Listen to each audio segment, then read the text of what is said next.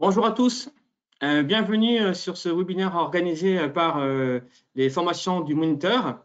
Webinaire qui est d'actualité, parce que du coup, on est en plein déconfinement et avec un sujet du coup hautement sensible qui est comment amorcer la reprise des chantiers, quel plan d'action. Donc, webinaire qui est organisé, animé par Caroline Ken-Dessoulier qui va du coup faire part de son expérience en la matière et aussi de ses préconisations, puisque du coup, on verra qu'il y a aussi d'autres compléments, on va dire, à son intervention. Donc, elle va se présenter juste après ma courte introduction. Quelques éléments pour le bon déroulé de ce webinaire. Alors, vous avez un petit panneau de configuration. Attendez, on ne va pas démarrer tout de suite ouais, on va pas démarrer comme ça. Voilà. Pour le déroulement du webinaire, vous avez la possibilité de poser des questions. D'accord? Donc, la manière dont ça va se passer, c'est que pendant une demi-heure, Caroline fera sa présentation. Et puis, juste après, il y aura un temps de questions-réponses. D'accord? Donc, pendant tout le déroulé de son intervention, vous avez la possibilité de poser des questions via le petit module de questions qui est disponible du coup sur le panneau de configuration de GoToWebinar, d'accord. Donc je vois certains qui se sont déjà emparés et qui nous disent bonjour, donc je leur retourne leur bonjour, voilà. Juste pour des éléments aussi de confort technique, alors vérifiez bien que votre son est ouvert sur votre ordinateur. Souvent, j'ai des remarques de gens qui disent ah mais le son, qu'est-ce qui se passe, etc. Nous ça marche. Donc, il est possible que si chez vous, éventuellement, ça ne fonctionne pas, c'est peut-être simplement que vous avez juste oublié d'enlever l'option du son. Donc, voilà, regardez ça tout de suite, d'accord. Voilà. Sinon, donc ça, c'était pour les éléments, on va dire, de confort technique sur la session. Et puis, ce que je vous propose, c'est que je vous présente rapidement, du coup, quelques éléments sur l'offre Moniteur. Il y a un slide, d'accord, donc ça va aller vite. Caroline, voilà, merci, super. Donc, le Moniteur des formations, en quelques mots. Donc, c'est plus de 200 programmes de formation proposés en inter, en intra, en classe virtuelle, avec aussi maintenant des formations en e-learning qui sont proposées. Donc, vous voyez les grandes thématiques qui s'affichent donc sur les techniques de construction, sur tout ce qui est réglementation, sur l'immobilier, sur le logement social, l'urbanisme, les marchés publics, l'aménagement. Bref, l'offre peut-être la plus complète d'ailleurs du marché en matière d'offres de formation dans le secteur de la construction et de l'urbanisme au sens large. Donc, normalement, vous allez trouver votre bonheur dans notre offre de formation. Il y a sans aucun doute des formations qui peuvent vous intéresser. N'oubliez pas que en ces temps difficiles liés à la crise de Covid, l'État a mis en place des dispositifs de soutien à la formation avec des prises en charge jusqu'à 100% des formations des salariés des entreprises qui ont bénéficié du chômage partiel, mais pas que. Ça évolue constamment, là, le dispositif sur le FNE formation. Regardez, s'il vous plaît, ces éléments-là. Aujourd'hui, vous avez la possibilité de former vos équipes rien du tout, dans la mesure où ça reste, entre guillemets, dans le plafond dit par l'État. Donc, renseignez-vous sur le dispositif FNE formation et puis revenez nous voir si vous êtes intéressé par nos formations. Aujourd'hui, sachez que toutes nos formations qui sont habituellement en présentiel, nous les organisons en classe virtuelle avec l'assistance et l'adaptation de nos formateurs. Voilà. Caroline, je vous laisse la parole. À tout à l'heure. Bonjour tout le monde, je voulais juste faire une petite intro concernant ce webinaire qui est un petit peu particulier étant donné le nombre de participants. Moi, je n'aurai pas accès à vos questions sur le chat parce que c'est pas gérable de vous faire la présentation et de vous répondre à vos questions en même temps. J'ai essayé de créer une boîte à outils qui soit la plus claire et la plus utile possible. Faut s'imaginer que dans le contexte actuel, il va y avoir beaucoup d'évolutions, surtout des amendements aux décrets, aux ordonnances, notamment liés à la prolongation de l'état d'urgence sanitaire. Donc, il est possible que des choses soient amenées à bouger. Alors juste, donc, Caroline, une précision. Oui. Effectivement, vous n'avez pas accès enfin, on a convenu que vous n'accédez pas comme ça aux questions au fil de l'eau, mais par contre, moi, j'ai accès Et donc, je me ferai le porte-parole de vos Oui. questions à l'issue de votre présentation. Voilà, désolé. Non, non, oui, vous inquiétez pas. Vos Voilà. questions seront bien relayées. C'est juste que moi, je n'ai pas accès en direct. L'idée aussi étant que ce soit un environnement bienveillant, car étant moi-même sur chantier, je vais vous expliquer mon travail. Je sais que c'est un sujet très, très tendu. Donc, essayons d'avancer ensemble sur ce sujet. Juste pour vous faire une petite présentation, donc je suis issue du chantier. J'ai d'abord travaillé en entreprise en direction de chantier, puis responsable d'exploitation. Actuellement, je fais de la maîtrise d'œuvre et de la formation conduite de travaux en Rhône-Alpes. Je serai accompagnée virtuellement aujourd'hui par un CSPS et un maître d'ouvrage public qui interviendront par l'intermédiaire de petites vidéos dans la présentation. C'est parti. On a organisé ce webinaire autour de 3 points qui nous semblaient indispensables. La santé et la sécurité, là, l'idée, c'est de faire un zoom sur le guide de l'OPPBTP. Ensuite, l'organisation, se donner des axes d'amélioration, comment manager les équipes, l'importance de la communication, ce genre de choses. Et enfin, j'ai voulu parler du retour à la normale en fait en parlant de la santé financière puisque c'est vraiment le sujet qui anime tout le monde à l'heure actuelle et en travaillant sur 4 points essentiels, les délais, l'argent, les appels d'offres et les assurances. C'est parti. Santé et sécurité sur les chantiers. Donc aujourd'hui, il y a 3 cas possibles. Votre chantier, soit il est arrêté, soit 2 autres cas qu'on va voir juste après. Grâce à BTP Consultant, on a toutes les semaines un état des chantiers fermés, ouverts et fermés avec volonté de reprendre ou non. Le dernier qui est sorti, donc c'est celui du 9 mai. On se rend compte qu'il y a une légère différence entre les marchés publics et les marchés privés, mais pas énorme, sur les chantiers qui sont ouverts à l'heure actuelle. On verra tout à la fin de la présentation la disparité sur la France entière. En gros, on peut parler d'un chantier sur 3 ouvert cette semaine, donc au 9 mai, y compris les chantiers publics. Et on vise toujours à s'améliorer sur les chantiers qui sont fermés, mais avec la volonté de reprendre.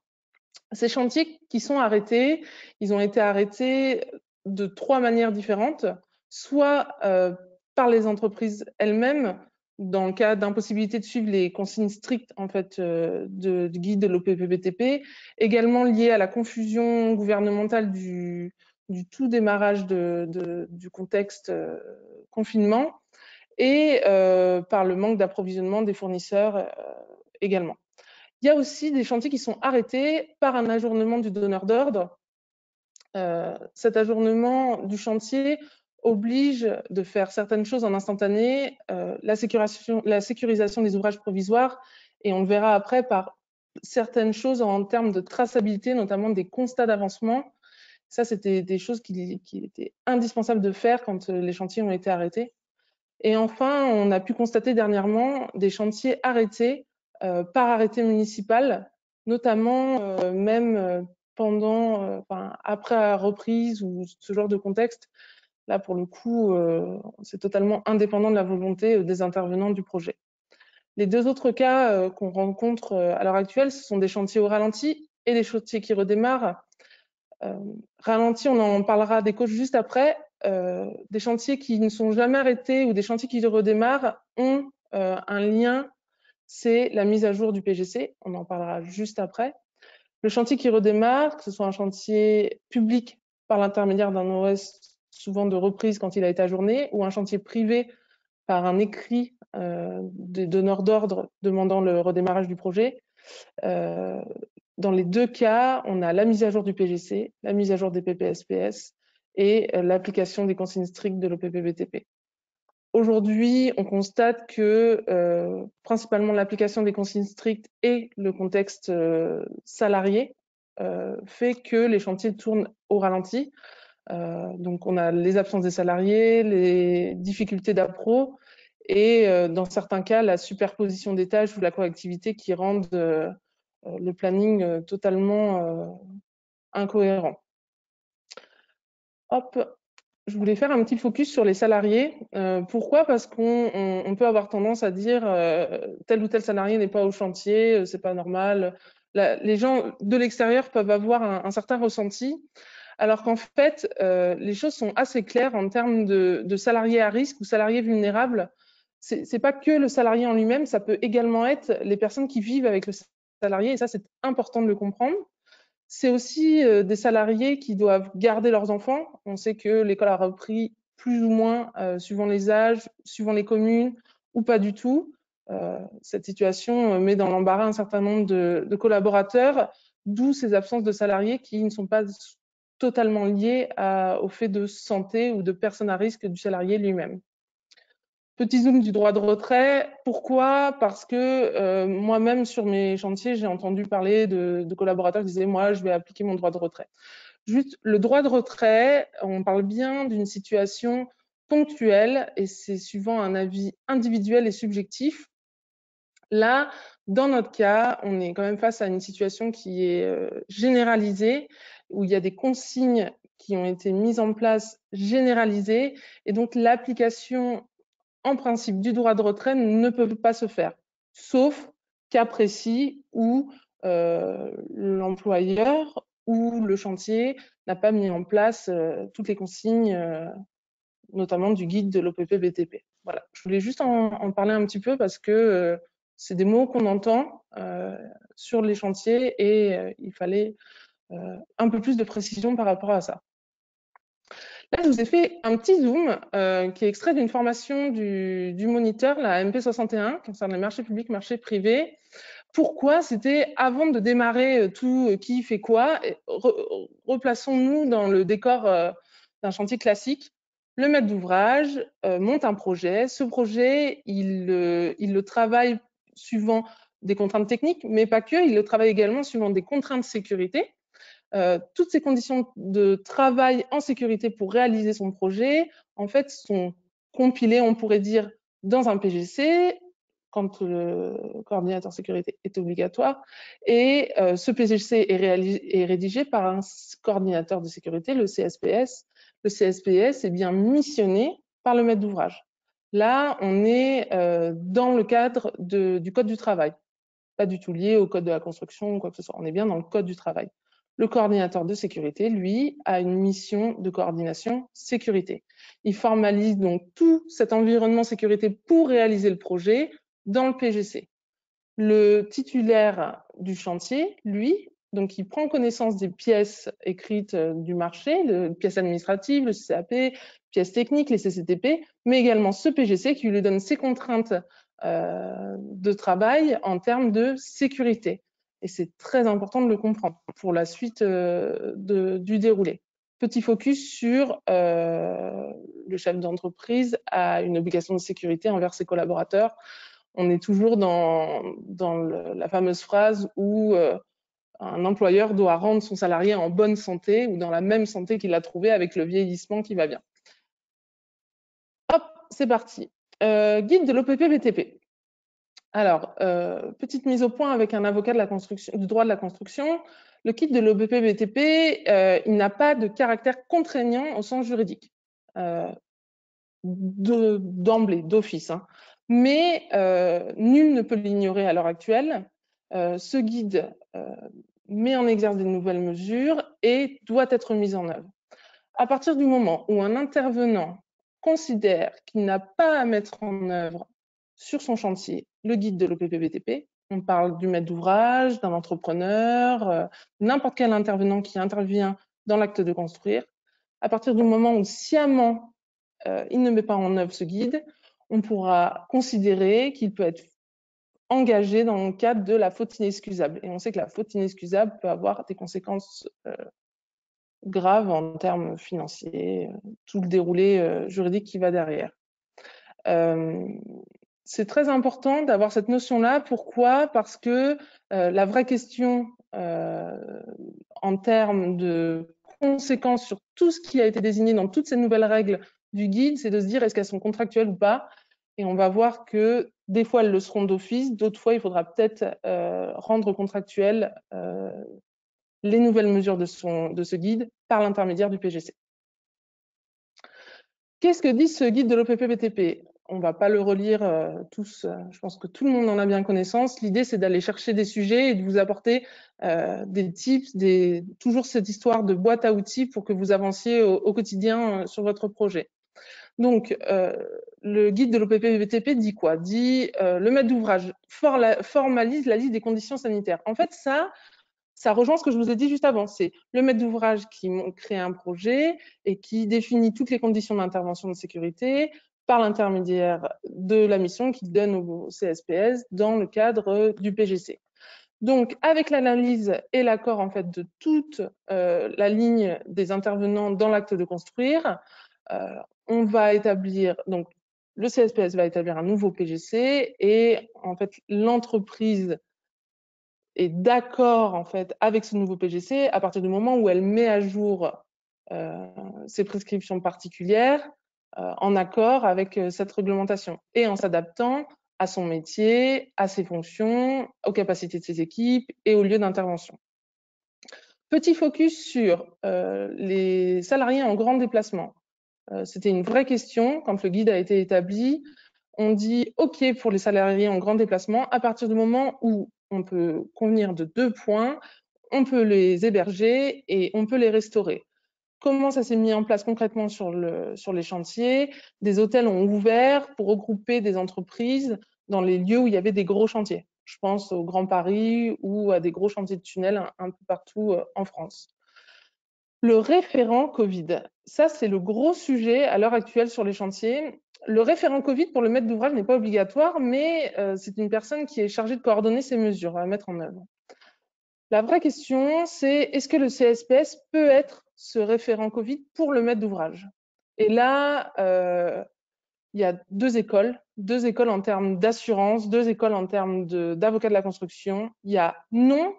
En fait, si la fonction, si c'est une fonction, à partir du moment où on dit que c'est une fonction à part, il faut que ce soit une personne à part. Il faut qu'elle ait la responsabilité de faire ce travail, donc une fonction à part, une notion, ce que j'ai mis, une notion d'indépendance.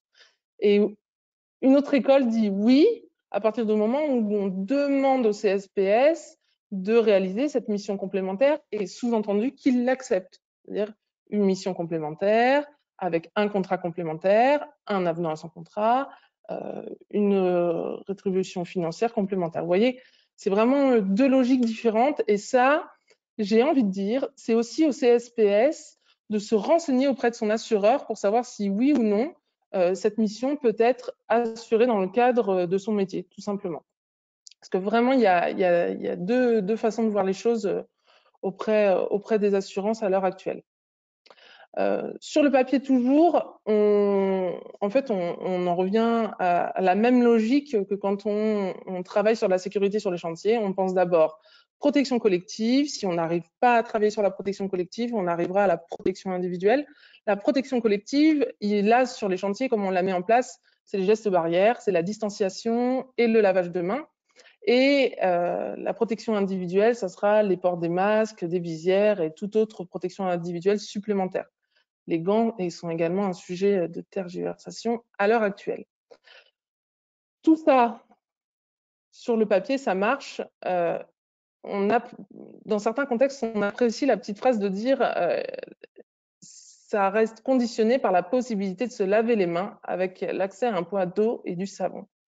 C'est hyper important ça parce qu'on sait tous les chantiers ne sont pas des gros chantiers, tous les chantiers ne sont pas localisés au même endroit pendant une longue durée. Beaucoup de chantiers sont changeants tous les jours, voire plusieurs dans la même journée. Et du coup, il a fallu réfléchir et adapter ces gestes, barrières, ces consignes à des chantiers nomades. Et ça, on verra que c'est toute la force du BTP, on sait rapidement s'adapter quand il y a besoin.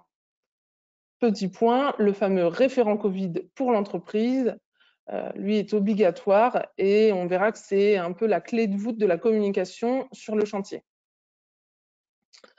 Donc là, je ne reviens pas dans les détails, hein, j'imagine que tout le monde l'a lu. On parle de port du masque, on parle de contrôle d'accès, on parle au niveau des bases vies, de restreindre en fait. L'idée, c'est de faire que les gens aient le moins de contacts entre eux, Donc, on restreint l'organisation, on restreint le nombre, on se restreint l'organisation, on va voir comment on va pouvoir le mettre en place, on communique, on fait de l'affichage, et puis pour les travaux, on va réfléchir à de nouvelles procédures.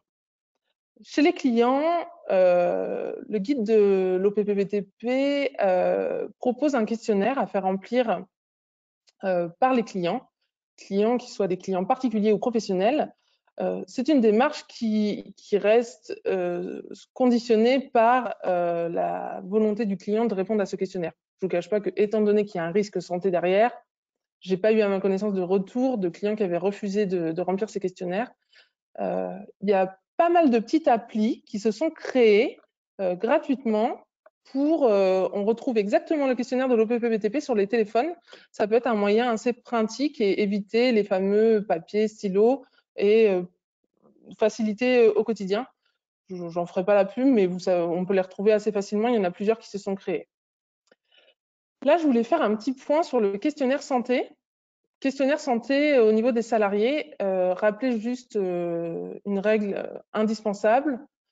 Ce questionnaire santé, il n'est pas obligatoire. Le salarié n'a pas à le communiquer. Le salarié, ça lui permet de se poser les bonnes questions. La collecte de données médicales n'est pas autorisée, en fait, dans le milieu du travail, sauf pour le personnel médical. Et là, on pense aux gros chantiers ou aux interventions dans des zones, dans des industries où, en fait, sont présents des infirmiers de chantier, voire des médecins, ou par l'intermédiaire peut-être de la médecine du travail. Enfin, ce que je veux vous dire, c'est que le personnel médical peut avoir connaissance de ces données. Vous, en tant qu'employeur, ou vous, en tant que salarié, vous n'avez pas à communiquer à votre employeur et l'employeur n'a pas à vous le demander. Ça, je tenais à le rappeler parce que ça reste confidentiel et personnel. Petit point sur le masque. L'OPPBTP, le 15 mai, fera un webinaire sur les masques, mais vraiment focalisé sur le masque, c'est-à-dire les types de masques, ceux qui sont adaptés, le port et tout ça, qui sera plutôt pratique. Donc, je vous ai mis le 15 à 11h. Si vous voulez faire participer, par exemple, vos représentants chargés de sécurité.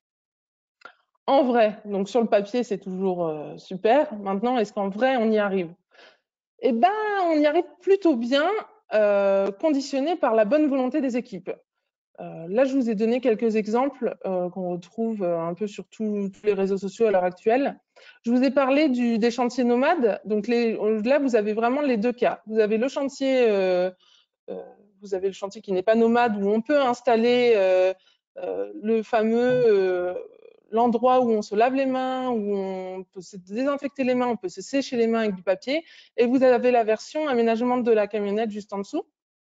Donc, des choses sont possibles.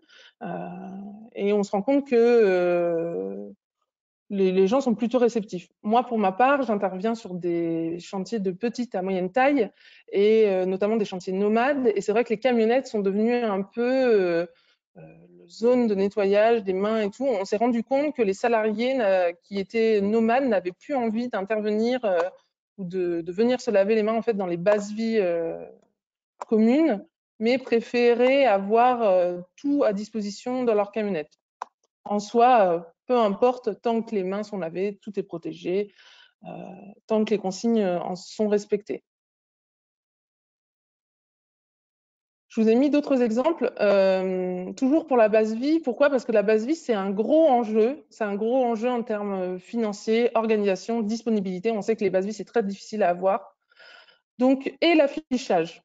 Donc, les bases vie, j'ai envie de dire, ça s'est un peu organisé de fait sur la rotation des équipes, on le verra, mais également sur de l'affichage, du marquage au sol. Tout le monde est plutôt proactif et cohérent sur ce genre de choses. J'ai aimé la démarche aussi d'identifier son référent Covid par l'intermédiaire d'un autocollant sur le casque, comme aujourd'hui on identifie quelqu'un qui est secouriste du travail, le chef d'équipe, le correspondant environnement. Enfin, d'autres exemples d'affichage, de box à emporter par les équipes. Et pour la petite blague, le côté distanciation par les planches de bois. Bon, ça, c'était pour la petite blague parce qu'on a beaucoup d'humour dans le BTP, tout le monde le sait. J'ai oublié de vous parler de ça. Attention à la pression médiatique des chantiers vitrines. Et ça, c'est un petit peu ce que ressentent les chantiers de petite à moyenne taille qu'on retrouve partout en France. Ils voient partout sur les réseaux, à la télé, ces chantiers vitrines qui ont du super marquage au sol, qui ont tous des max, des visières, vous voyez, tout ce genre de choses, ça amène une pression supplémentaire sur le dos de tout le monde en fait. Et alors que des fois, juste on n'est pas obligé d'avoir tout ça en fait. C'est important, quand on peut le faire, on peut le mettre en place, mais l'intérêt principal étant de bien informer les équipes, qu'elles soient conscientes des risques et qu'elles mettent en place les gestes barrières. C'est vraiment, vraiment ça l'enjeu. Une autre constatation qu'on a pu se rendre compte, notamment sur les chantiers de bâtiments, la mise en place de nouvelles mesures a créé de nouveaux risques. Je m'explique. Typiquement, quand il a fallu mettre en place des échafaudages supplémentaires pour faire des accès à sens unique, on comprend bien que mettre en place un échafaudage, on crée un risque.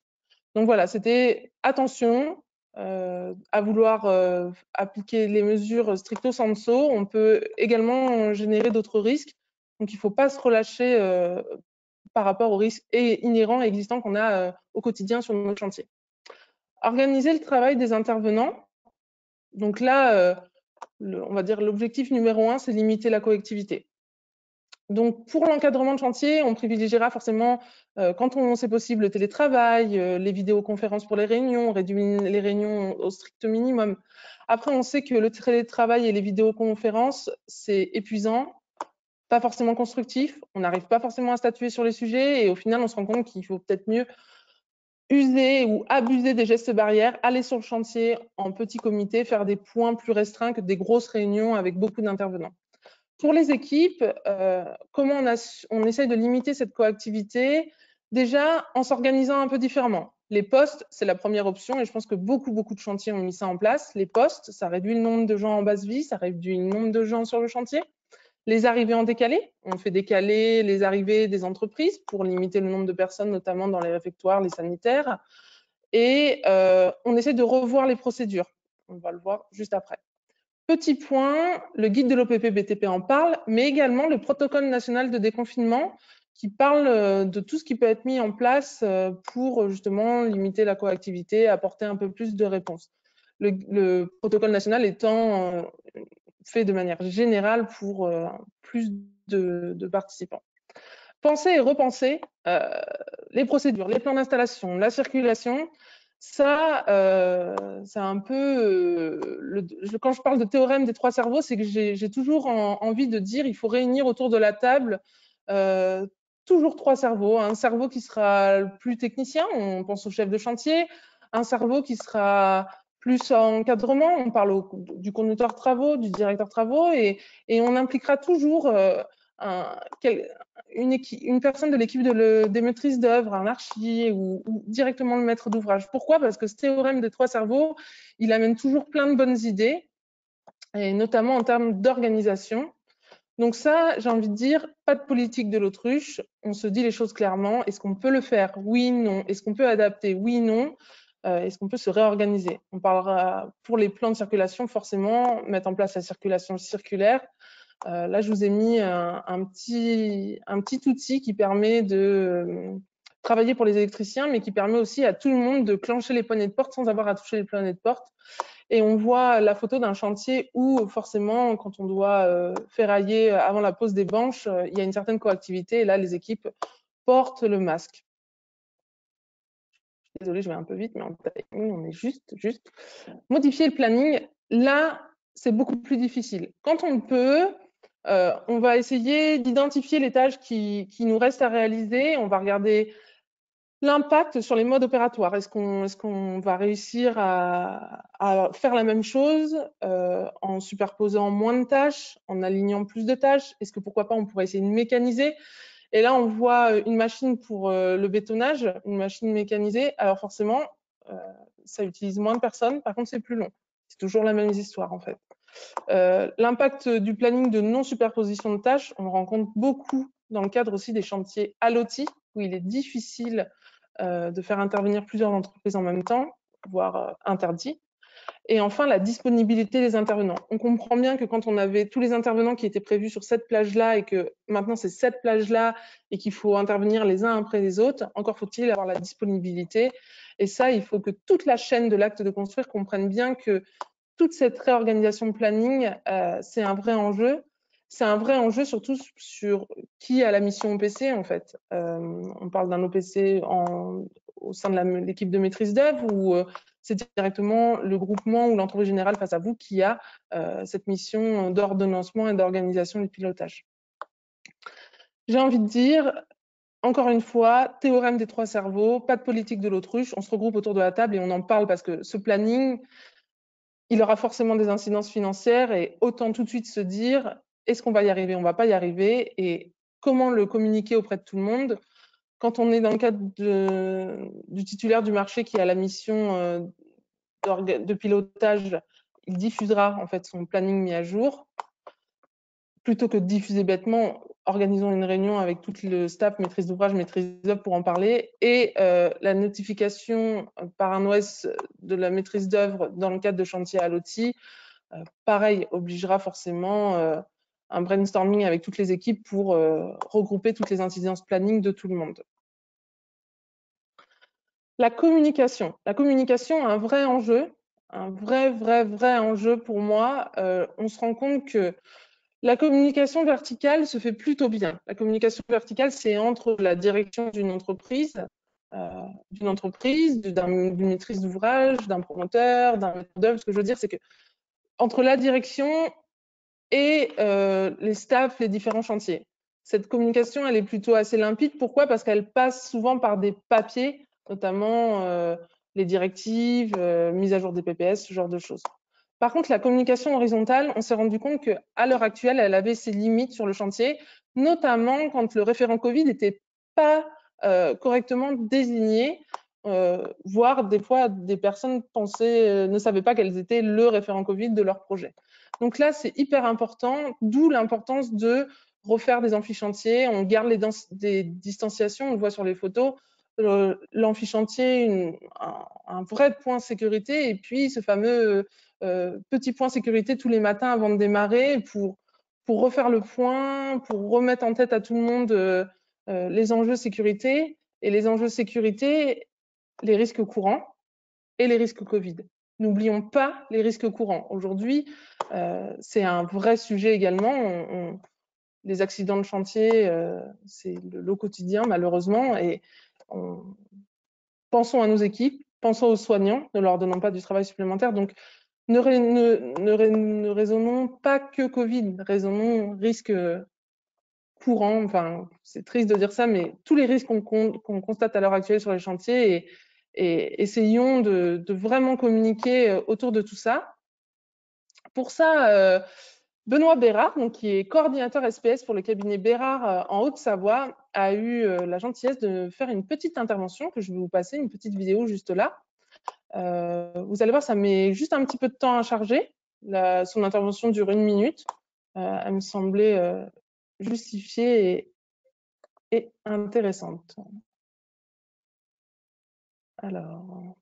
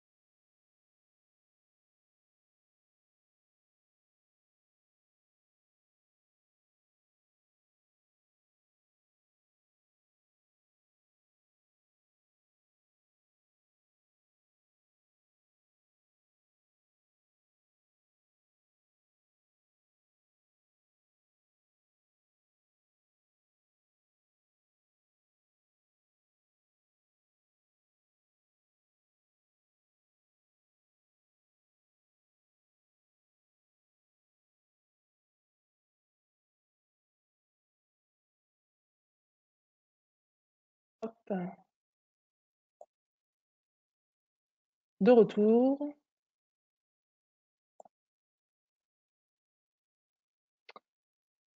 J'espère que pour vous, ça a marché. Hop. Je dois juste revenir sur l'affichage, pardon. Petit sujet technique. Hop, donc normalement, voilà.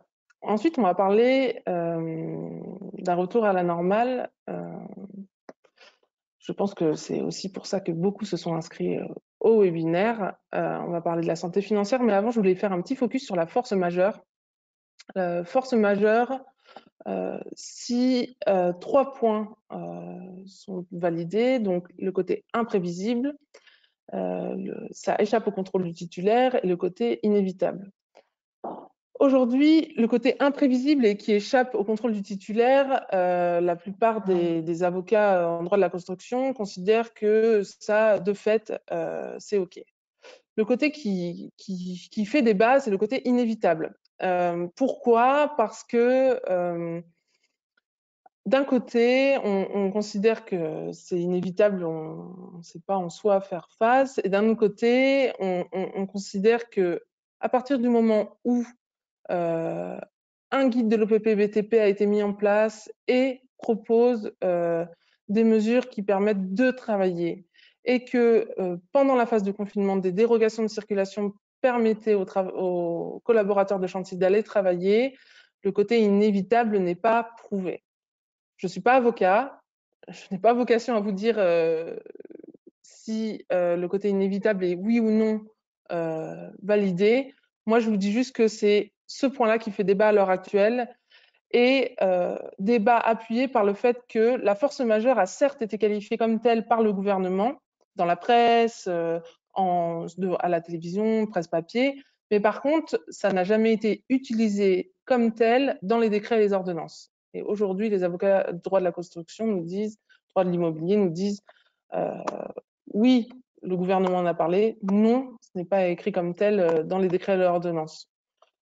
Encore une fois, ça fera peut-être partie des choses qui seront amendées ou pas, où on aura des cas de jurisprudence prochainement. Pourquoi on parle de force majeure? Parce qu'on sait que la force majeure, ça entraîne énormément d'incidences financières, et notamment du fait que le cas de force majeure est une cause d'exonération de responsabilité pour tous les acteurs dans l'acte de construire, si le cas a été donné pour un projet de construction. Donc, je voulais faire un petit focus là-dessus. Alors, retrouver une santé financière en termes de délai. On ne va pas rentrer dans les détails des ordonnances, on n'a pas le temps. Là, je vous ai proposé de faire un petit récap. Que vous soyez dans le cadre d'un marché public ou d'un marché privé, vos conditions générales vous apportent déjà un certain nombre de réponses. Je vous ai noté les articles. En termes de prolongation de délai ou dû à des empêchements avérés. Donc ça, pour le coup, certes, c'est tout ce que tout le monde a subi. Mais à cela s'ajoutent des ordonnances. Alors, je vous ai donné les numéros d'ordonnances également. La 319 pour les marchés publics, la 306 427 pour les marchés privés. Ces ordonnances nous permettent de confronter en fait ces réglementations, ces prolongations de délai avec le contexte de la période protégée. On entend beaucoup parler de cette période protégée. La période protégée, donc, c'est la période normalement initiale de l'état d'urgence sanitaire. Vous savez que cet état d'urgence a été prolongé.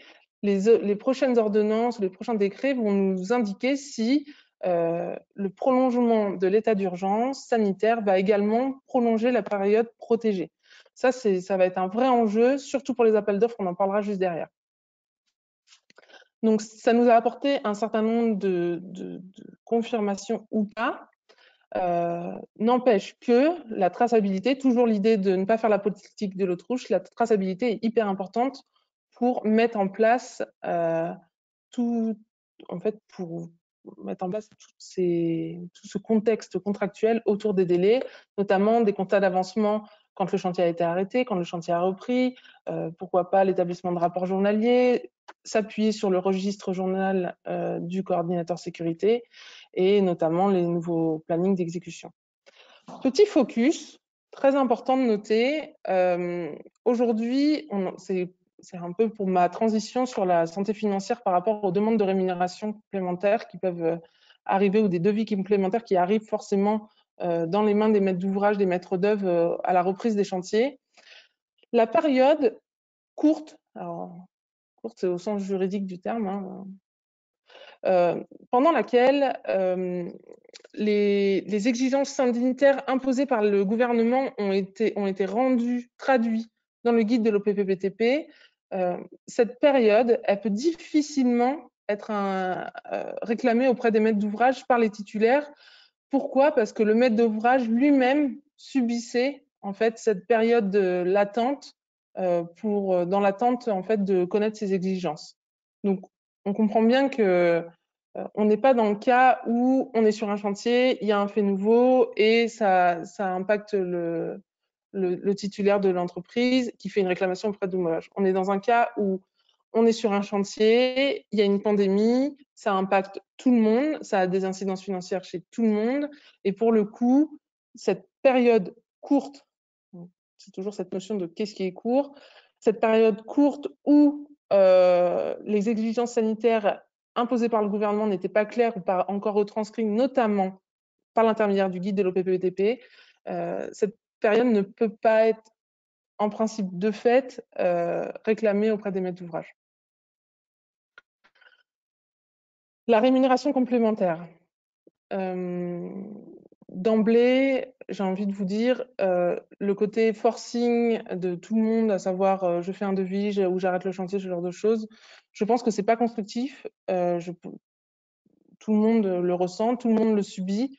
Par contre, plus on met en place une traçabilité, plus on met en place un cadre contractuel, plus on se dit les choses autour d'une table ou en vidéoconférence, plus on arrivera à avancer et à retravailler dans une bonne dynamique de chantier comme on peut l'attendre ou comme on peut le connaître usuellement. Là, c'est pareil.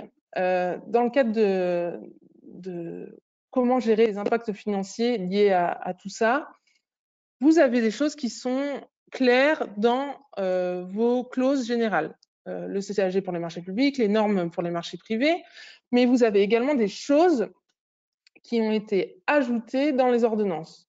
Notamment, et ça, c'est des petits points que je pense qu'il faut y penser d'office, c'est les sujets de pénalité. Donc, pas de pénalité pendant la période protégée, que ce soit dans les marchés publics ou les marchés privés, dans la mesure où le titulaire ou la personne qui est susceptible d'avoir ces pénalités est dans la démonstration de son impossibilité d'intervenir.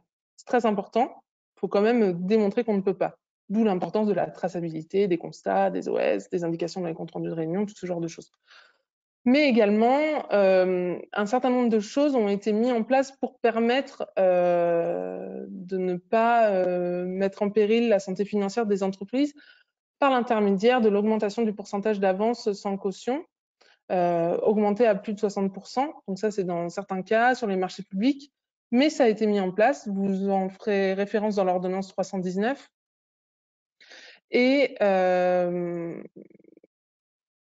plus généralement, toutes les mesures générales en termes de risques sanitaires sont regroupées dans le décret, dans les derniers décrets 260, 293 et je crois que 306 également en fait part. Le fameux adage qui dit vous l'imputez au compte prorata, ça sera réparti aux entreprises. Aujourd'hui, non.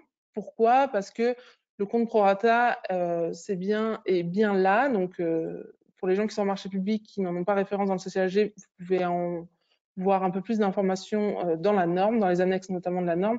Le compte prorata est bien là pour les dépenses communes. Les dépenses communes. Là, dans le cadre du Covid-19, tout ce qui est mis en place, décalage planning, gestes barrières, protection individuelle, protection collective, certes, ça concerne tout le monde, mais en fait, on est bien dans le cadre individuel de chaque entité. Donc, l'imputation d'office au compte prorata, pour ce sujet, juridiquement parlant, on ne pourra pas l'entendre. Et ça, c'est vraiment important de le dire puisque c'est le retour à l'heure actuelle des avocats en droit de la construction et droit de l'immobilier. Hop, pardon. Je vous ai fait un petit focus en rapport à ce que je vous ai dit au démarrage par rapport au PGC. Le PGC, dans certains cas, donc ça vous regarderez dans vos CCAP, le PGC peut être une pièce contractuelle de votre marché.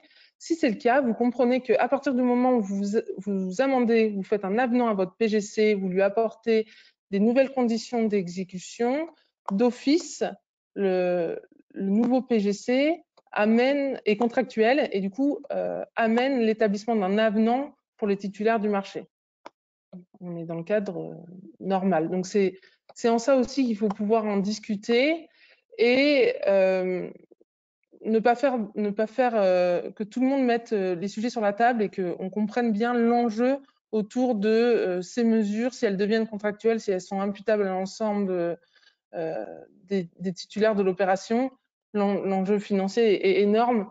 Je crois que la FFB parlait de 10 à 15% du coût d'un marché d'un titulaire. Donc ça reste conséquent. Je vous ai fait 2 petites lignes de temps pour bien comprendre la différenciation entre les marchés publics et les marchés privés. En marché privé, on comprend bien que le sujet doit être traité dans le cadre d'un protocole de reprise dès la reprise, donc traité à l'amiable dès le redémarrage du chantier. Pourquoi? Parce qu'il n'y a pas de réclamation post-réception et à moins d'aller chercher l'imprévision devant les tribunaux. Imprévision, on pourra en toucher 2 mots à la fin si vous voulez, vous en faites part dans les questions. C'est pas quelque chose que j'ai traité dans le détail, mais j'ai un peu travaillé dessus si vous voulez. Pour les marchés publics, c'est un petit peu différent. Si la demande n'est pas traitée en demande de rémunération complémentaire en cours du projet, elle pourra être invoquée en réclamation après le projet de décompte. Mais par contre, on comprend bien que on ne peut pas arriver comme une fleur à la fin du chantier et revenir avec tout ça. Je pense que pour avancer sereinement, pour reprendre le chantier sereinement, pour être face à tout ça, il vaut mieux, dès la reprise, faire un protocole de reprise et parler des sujets qui fâchent. Après, tout le monde, les titulaires doivent aussi comprendre que les maîtres d'ouvrage ne peuvent pas prendre en charge la totalité des frais. Tout le monde doit se répartir la charge et notamment, ce protocole de reprise peut-être fera l'objet de prix provisoires. Vous voyez ce que je veux dire? Qu'on avance dans le temps et qu'on regarde ce qu'il en est. Aujourd'hui, personne ne sait. Petit focus par rapport à l'avis préalable des CAO, des commissions d'appel d'offres. Dans cette période protégée, il y a eu des amendements à des textes de loi. Je pourrais vous retrouver les numéros d'articles. Si la demande en rémunération complémentaire amène, vous savez, le chantier à dépasser plus 5% son enveloppe, normalement, ça doit repasser en commission. Dans le contexte actuel, il n'y a pas besoin. C'est dispensé de l'avis de la commission. Donc, ça peut vraiment faire avancer les projets. En tout cas, ne pas subir cette lourdeur administrative et revenir dans une action concrète pour redémarrer positivement les opérations. Je vous ai mis un petit extrait d'une interview qu'a fait Bati Actu avec le ministre des Finances. Pourquoi? Parce qu'en fait, c'est le seul, à ce jour, c'est la seule consigne ou la seule info qu'on a réussi à trouver sur une indication du gouvernement sur qui doit payer la note, en fait. Et là, Bruno Le Maire a dit, en gros, pour résumer, il considère qu'il est normal qu'il y ait une juste répartition entre les maîtres d'ouvrage et les titulaires, qu'on doit retrouver un équilibre. Donc, il parle de négociation de bonne foi, équilibre contractuel, et il demande à l'État de donner l'exemple. Et donc ça rejoint à dire les marchés publics, donnons l'exemple.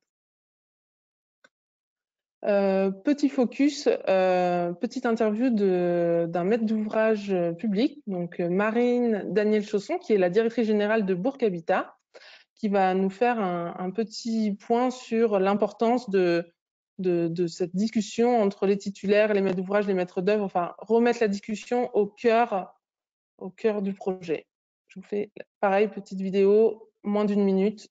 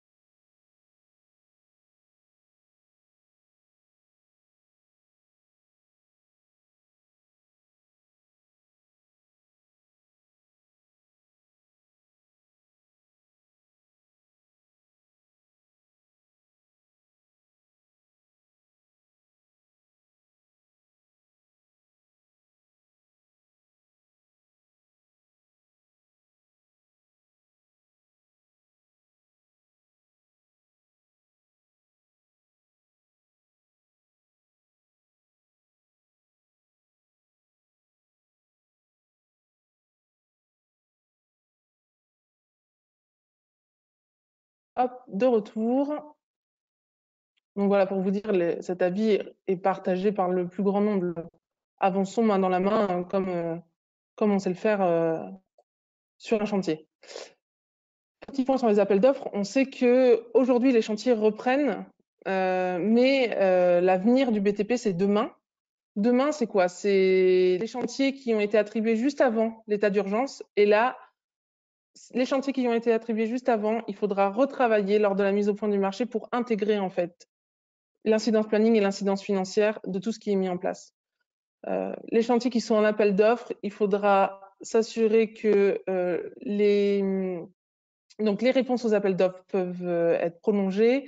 Les entreprises, les titulaires peuvent demander des reports d'offres, mais il faudra bien s'assurer que les titulaires qui aujourd'hui répondent aux appels d'offres, donc c'est ce que je mets juste en dessous, les nouveaux DCE, les nouveaux appels d'offres, les titulaires qui répondent aux appels d'offres et les maîtres d'ouvrage qui vont aujourd'hui construire des nouveaux marchés vont devoir être très vigilants à intégrer les incidences planning et les incidences financières des mesures du Covid. Je suis exactement dans la même situation que vous, à savoir, est-ce que si je fais un appel d'offres aujourd'hui qui est pour un chantier l'année prochaine, est-ce qu'on sera toujours obligé de subir toutes ces contraintes? On n'en sait rien, je n'en sais rien, vous n'en savez rien, personne n'en sait rien. Sauf que pour parler de manière claire, pour ne pas faire de politique de l'autruche, pour avancer sur les chantiers, on doit aujourd'hui faire face à cette situation et donc on doit l'intégrer maintenant dans nos pièces marché. Les appels d'offres, la FNTP en fait, un petit peu toutes les FED alertent le gouvernement en disant attention, attention, aujourd'hui on reprend, vous nous demandez d'être actifs, vous nous demandez de reprendre fort. Oui, oui, tout le monde est là, tout le monde est présent, les maîtres d'ouvrage, les maîtres d'œuvre, les entreprises, toute la chaîne est présente. Mais pour que cette chaîne continue à être présente dans les mois, dans l'année qui va arriver, on sait bien que 2020 sera compliqué, 2021 le sera peut-être d'autant plus. Il faut relancer les appels d'offres, il faut redonner les moyens en fait aux collectivités, aux mairies, à toute la commande publique de relancer toute cette économie autour du BTP.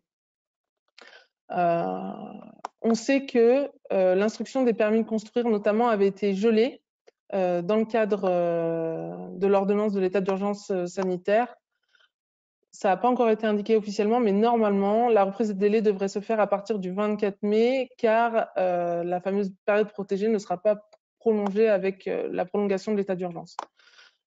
Là, je parle d'une autre FED qui s'est félicitée de ça. Pourquoi? Parce qu'encore une fois, l'incidence financière, elle est aujourd'hui, mais elle sera également demain. Je me dépêche. Les assurances, je ne suis pas assureur, ce n'est pas mon métier, mais j'ai essayé de vous regrouper un certain nombre de choses à savoir. Au niveau de la RC, normalement, les RC des maîtres d'ouvrage ne prévoient pas, sauf clause spécifique, de couvrir les réclamations des tiers et des acquéreurs. Donc, je vous invite, maîtres d'ouvrage, à vérifier si cette clause fait partie de votre assurance RC. L'assurance décennale, si une entreprise est liquidée et vous faites intervenir une nouvelle entreprise, toujours la vigilance de la police d'assurance de la nouvelle entreprise qui arrive sur le projet, qu'elle soit bien antérieure à la date de la DROC, date d'ouverture du chantier, pour des histoires en fait de couvrance de cette assurance. La TRC, le sujet a été plusieurs fois questionné auprès des assureurs. Non, c'est difficile en fait de faire jouer la TRC, étant donné qu'il n'y a pas de dommages matériels, mais qu'on parle bien d'une pandémie. Et du coup, là, on parle un peu plus de la perte d'exploitation sans dommage. Je sais que pas mal de maîtres d'ouvrage ou pas mal de métiers en ont fait appel pendant le sujet des gilets jaunes. Pareil, soit les pandémies sont explicitement indiquées, soit c'est une police qui est très limitée en montant. Je vous invite là, pareil, à faire le point avec votre assureur. Enfin, les garanties de parfaitement, oui, elles sont forcément mobilisables s'il y a un maître d'ouvrage qui est en liquidation. La dommage ouvrage, on sait que les prolongations de dommage ouvrage, normalement, se font de fait si elles venaient à se terminer pendant la période protégée. Petit focus sur les sinistres. Attention, ne changez rien à votre méthodologie en cas de sinistre. faites bien des photos, des relevés, des constats, parce qu'il est possible que dans le cadre de votre déclaration, les personnes ne puissent pas intervenir. Donc, le plus important, c'est de faire des constats à preuve immédiatement de tout ce qui se passe.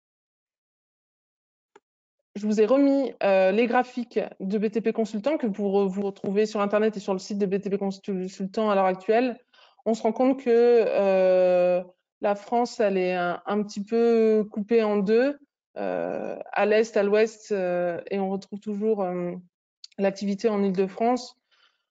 C'est quasiment pareil. On est à plus d'un chantier sur 3, voire la moitié des chantiers qui ont pu redémarrer, et toujours ces chantiers à l'arrêt qu'il va falloir mettre tout en œuvre pour reprendre.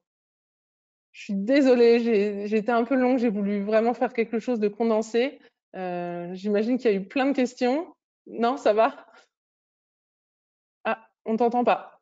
Voilà, j'ai dit c'est une avalanche. Merci. Non, mais déjà, merci Caroline, pardon, pour avoir pris la peine de nous faire ce retour d'expérience et cette synthèse sur les éléments liés à la reprise de chantier. Alors, voilà, c'est clair que le temps imparti est court et donc il y a beaucoup de sujets à traiter. Alors, j'ai recensé l'ensemble des questions, puis je les ai un peu catégorisées, enfin, je les ai un peu fléchées parce que du coup, il y a des sujets sur lesquels tu as un peu répondu au fil de l'eau sur les différentes questions. Et puis voilà, donc du coup, il y a plusieurs catégories de questions, donc beaucoup autour du référent Covid, donc on va aborder ça tout à l'heure. Sur les aspects financiers, là, on va regarder ça maintenant, et puis aussi sur tout ce qui est organisation, gestion des délais et responsabilité entre maîtrise d'ouvrage et maîtrise d'œuvre. Donc, c'est un peu les sujets que tu as évoqués dans ton propos, qui ont été évoqués aussi par les témoignages. Alors, au niveau du son, visiblement, il y a quelques personnes qui ont du mal à entendre le son des vidéos des deux témoignages. Bon, il y aura un replay, donc j'espère que ça passera mieux. Moi, j'ai pas eu de problème, je les ai entendus. C'est vrai que l'intervention de la personne de Bourg le son était bas, mais on l'entendait. En tout cas, bon, alors, juste pour revenir sur les questions, du coup, Oui.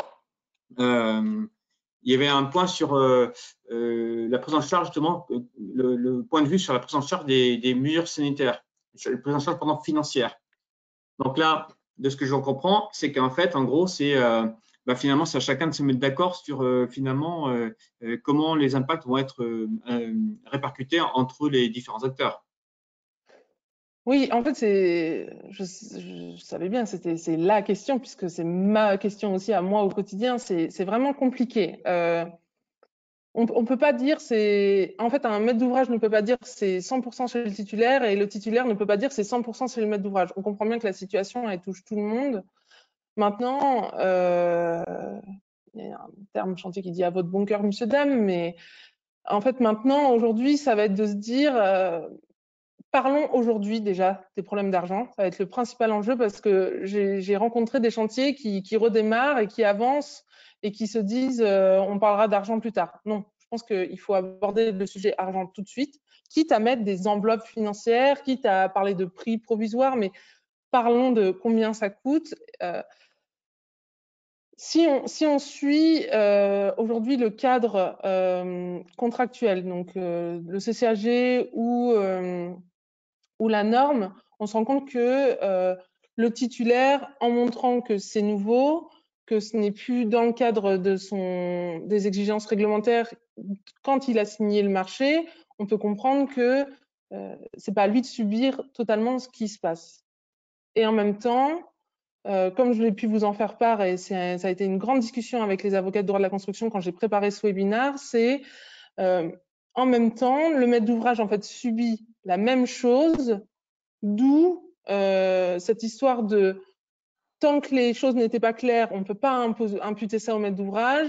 Aujourd'hui que les choses sont claires, on pourrait, je ne sais pas si on peut scinder en deux, comme le dit notre ministre Bruno Le Maire, à savoir moite-moite, mais on pourrait se dire potentiellement ce qui est protection individuelle de fait serait plus à la charge de l'employeur, et ce qui est protection collective de fait serait plus dans le cadre de le chantier dans sa globalité à la charge du maître d'ouvrage.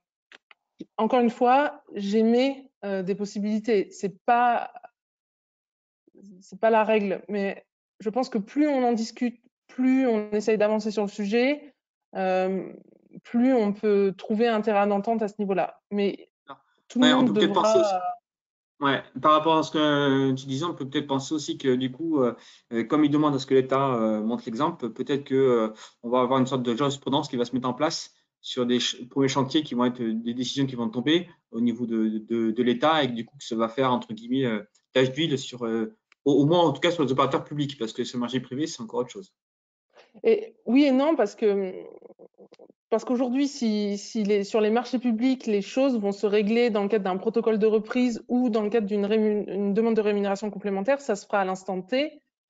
Et donc, il n'y aura pas forcément publication, j'ai envie de dire, de ces décisions. Donc, Oui, oui, c'est la jurisprudence, on en a connaissance quand elle est devant un juge. Quand elle est devant un juge, souvent, c'est tout qu'on à est fait. dans une phase réclamatoire et donc on est dans un chantier qui est terminé. Et voilà. C'est-à-dire, d'un point de vue de timing, on est assez loin. Après, il y a eu l'interview du ministre du Travail. Vous pouvez retrouver cette interview sur le Moniteur. Il y a l'interview du ministre du Travail et des Logements de ce matin. Donc, c'est de ce matin qui ont été visités un chantier. Et justement, il faisait part sur ce chantier que toutes les conséquences financières des consignes du guide de l'OPP-BTP ont fait l'objet d'un 50-50 entre le groupement et le maître d'ouvrage. J'en sais pas plus. J'ai lu l'article, j'ai vu cette constatation. En fait, je ne sais pas si aujourd'hui on doit parler de 50-50 ou si aujourd'hui on doit parler de protection individuelle, protection collective. Je pense que ça va être jugé. Aujourd'hui, les avocats disent que ça sera du cas par cas et ce sera de la discussion et ce sera du protocole de reprise. En fait, le terme protocole de reprise est très fort parce que protocole de reprise, ça englobe la sécurité, ça englobe le planning, ça englobe les procédures, ça englobe la qualité, ça englobe les interventions et l'impact financier. Donc, je Ok, ne peux que conseiller de mettre en place ce protocole de reprise. d'accord. Je ne sais pas si je suis Euh, claire. Si, si, si, ben après, voilà, la situation elle est mouvante et la situation est inédite, donc il n'y a pas de référentiel donc, en la matière. Donc après, ça va se construire au fil de l'eau, ça c'est clair. Hein. Euh, une autre Je peux vous question qui donner, tend à pardon, démarrer, non? juste, je peux vous donner deux jurisprudences Ouais, de force majeure et aussi quand l'imprévision a été donnée. Il y a eu une jurisprudence donc, dans le droit de la construction dans le cadre de la force majeure, et ça c'est pareil, aujourd'hui il y a toujours ce débat autour de la force majeure. Ça s'est vu sur un chantier, donc je vous donne l'exemple. C'est le cas d'une modification de l'urbanisme après la délivrance d'un permis de construire. Et donc ça a fait le cas, la force majeure a été démontrée et donc ça avait fait jurisprudence dans ce domaine. Est-ce que la pandémie pourra rentrer là-dedans Je ne sais pas. une autre question qui était en début de séance et qui est un peu aussi complémentaire sur ces enjeux-là, c'est sur l'évolution des plannings en fait et donc des chantiers. Donc Mhm. une personne dit voilà comment est-ce que vous voyez l'évolution d'un chantier de bâtiment qui démarre. Bien sûr, tout dépend bien sûr de la taille du chantier, hein, de sa complexité. Mais voilà, est-ce qu'on peut dire voilà, est-ce qu'on part sur des multiplications par deux, par un demi, par plus est-ce qu'il y a voilà, comment est-ce qu'on pourrait envisager ça dans l'évaluation justement des, des, des, du planning des chantiers, dans la mesure où on sait que de toute manière, ces mesures-là de sécurité vont faire évoluer les délais dans des intervalles qu'on ne connaît pas. Voilà. Ouais. On pourrait avoir des périodes de reconfinement, donc du coup, il y a une incertitude forte qui pèse sur les délais. Comment est-ce que ce sujet-là peut être abordé de ton point de vue? Pour un chantier de bâtiment, j'ai fait l'exercice pour ma part sur deux projets, un projet de tertiaire, un projet de bâtiment. Le projet de tertiaire, dans les deux cas, on est sur des chantiers à lotis, donc je pense que ça répondra au plus grand nombre. Euh, Sur le chantier de tertiaire, il y avait moins d'intervenants et on était sur des surfaces beaucoup plus grandes. Du coup, on a pu convenir de zones sur un même plateau. Donc ça nous a permis, mine de rien, de garder ces superpositions de tâches sur le planning. Et ça, c'est ça qui fait aussi qu'on arrive à plus ou moins maintenir le planning. Sur le chantier de bâtiment, on n'a pas réussi à faire travailler les gens sur le même plateau, en tout cas sur le papier. Je pense que dans la réalité, c'est pareil. C'est encore plus contraignant quand on pense à la phase gros œuvre, quand on est en chantier à l'OTI, où le gros œuvre intervient, laisse place nette pour que le plombier vienne faire ses incorpos, pour que après l'électricien vienne faire ses incorpos, et ensuite le gros œuvre revient pour bétonner, et ainsi de suite. Je pense que sur un chantier de bâtiment, à l'OTI, il y a deux gros impacts. Il y a l'impact pendant le gros œuvre, qui pour le coup, si on n'arrive pas à mettre quelque chose si on n'arrive pas à faire travailler plusieurs entreprises en même temps sur la même plateforme qui est en extérieur, le planning il peut doubler quasiment instantanément. Je parle pour la partie gros œuvre. C'est vraiment, vraiment contraignant. Pour la partie seconde œuvre, on peut raisonner par plateau, donner un plateau à une entreprise. Je sais que ça apporte quelques contraintes, mais au lieu de doubler le planning sur la partie seconde œuvre, mine de rien, ça a impacté le planning, mais pas au point de le doubler. Vous voyez ? Donc, on arrive à faire des choses, c'est quand on raisonne on donne un plateau à une entreprise, ou alors quand on est sur des petits bâtiments de quelques dizaines de logements, on donne un bâtiment par une entreprise. Ça marche. On le voit depuis quelques semaines, ça fonctionne et vraiment, comme les entreprises veulent travailler, tout le monde joue le jeu. Ça marche. Maintenant, la petite phase de grosses œuvres, personnellement, on n'a pas réussi encore à trouver de solution, notamment parce que la coactivité nous a été clairement interdite, quoi. Même avec les mesures de protection individuelle, on nous l'a interdit d'office et là, l'impact planning est énorme. Parce que comme je vous en parlais, c'est pas que l'impact planning, c'est aussi la disponibilité des gens. C'est-à-dire que si on leur dit tu peux plus venir. Et du coup, d'ailleurs, une dernière question complémentaire sur ce sujet-là, c'est que qui est un peu pendant, c'est une personne, une participante qui dit voilà, comment prendre en compte l'impact Covid dans les consultations à lancer maintenant pour des chantiers qui seront livrés dans 2 ans. Ouais, Elle c'est ce que rajoute je en disais commentaire, tout à on ne peut l'heure. pas ignorer l'impact à court terme ou au Non. moins, mais on ne peut quand même pas d'emblée considérer que l'on va devoir appliquer le guide à 100% pendant 2 ans.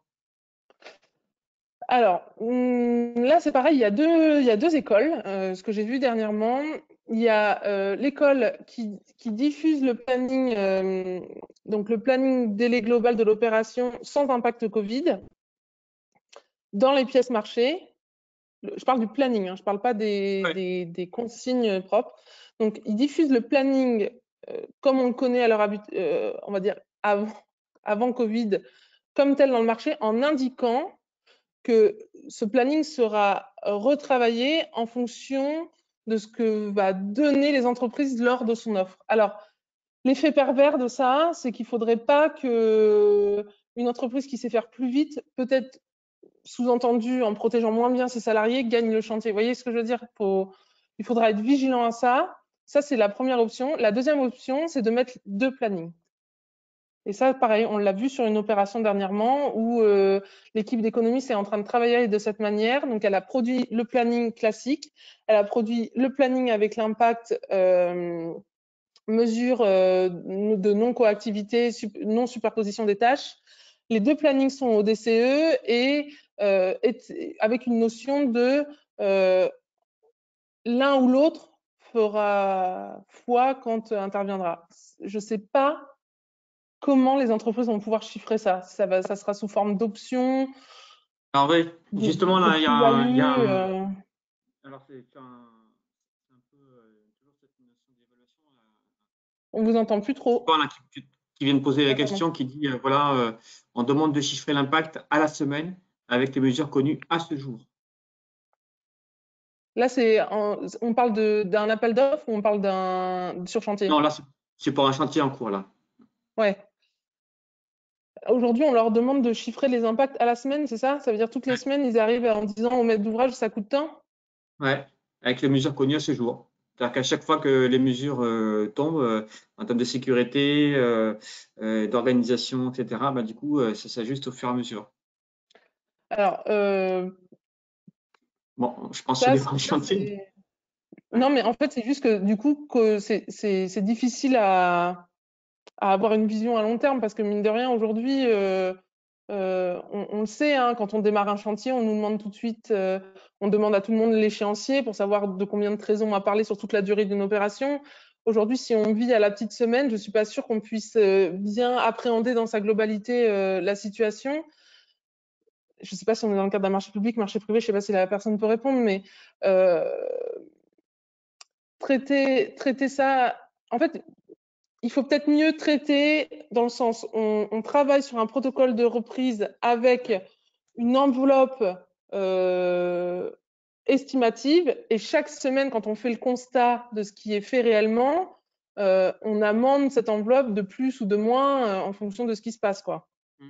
Alors, une question d'ailleurs, je pense que c'est quelque chose qui intéresse aussi pas mal de participants, c'est justement ce fameux protocole entre guillemets de reprise d'activité. Est-ce que vous avez un exemple ou est-ce que vous savez où est-ce qu'on peut éventuellement s'en procurer pour que éventuellement les personnes présentes s'appuient dessus pour le construire? Alors aujourd'hui, moi j'en ai fait un en fait sur un projet, mais je pense que c'est au maître d'ouvrage de proposer un formalisme de ce protocole de reprise dans le sens où, notamment les maîtres d'ouvrage publics, où il doit quand même y avoir un cadre et faire référence à des documents contractuels. Un protocole de reprise, en soi, ça ressemble beaucoup à un protocole dans le cadre d'une demande de rémunération complémentaire sur une opération, en vrai. Hein. Si on retrouve toujours 4 choses, on retrouve l'objet, pourquoi, combien et quel temps. Voilà. Un protocole de reprise, j'ai envie de vous dire, on sait travailler ensemble. Un protocole de reprise, j'ai envie de dire, c'est un peu le document préparatif pour l'avenant. Sous-entendu, là où un OS, on est sur une décision unilatérale d'un donneur d'ordre, un avenant, on est sur une décision commune souvent d'un maître d'ouvrage et d'un titulaire. Le protocole de reprise, c'est pareil, ça se construit de la même manière. C'est le document de présentation qui fait qu'on derrière on signera un avenant. Donc ça se construit à deux, simplement sans. Je pense à des maîtres d'ouvrage publics comme la SNCF ou là j'ai travaillé pour un maître d'ouvrage public Habitat. On a essayé de monter les choses de manière très simple dans un tableau en fait, hein, avec les annexes qui vont bien. Enfin, je pense qu'il n'est pas forcément besoin de formaliser quelque chose de compliqué, juste aborder clairement les sujets qui sont concernés, quoi. Et surtout, avec toutes les personnes autour de la ou en vidéoconférence. Alors, je vais changer de sujet là parce qu'on avait pas mal de questions aussi autour du Covid, du référent Covid, parce que du coup, ouais. la mise en œuvre de ce type de mission est pas simple hein, auprès des différents participants là de ce webinaire. Alors, par exemple, bon, on a des cas de figure particuliers. Hein, je reprends le fil des questions. Pop, pop, pop. Alors, attendez.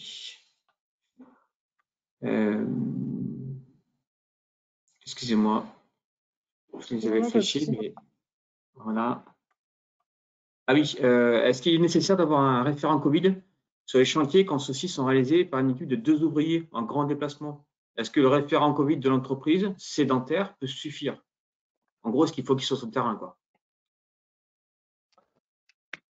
Bah, en fait, le référent Covid, c'est une personne qui s'assure que les mesures sont appliquées.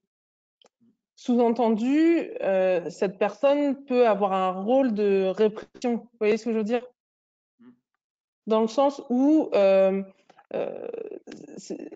le référent Covid, il a un vrai rôle de dire tu n'appliques pas les consignes, il faut que tu les appliques. C'est toujours un peu comme dans certaines sociétés le rôle de l'homme sécurité. Donc, il faut que la personne qui est le référent Covid, elle se sente déjà d'avoir le courage managérial de dire ça à ses collègues ou à ses collaborateurs. Voilà. Donc, il y a déjà ça. Il faut qu'elle soit formée pour ça et il faut qu'elle puisse avoir une certaine. Elle puisse le dire, elle puisse remonter l'information. Enfin, il faut vraiment le faire. Ce référent Covid, il doit avoir il a un pouvoir et un certain pouvoir fort.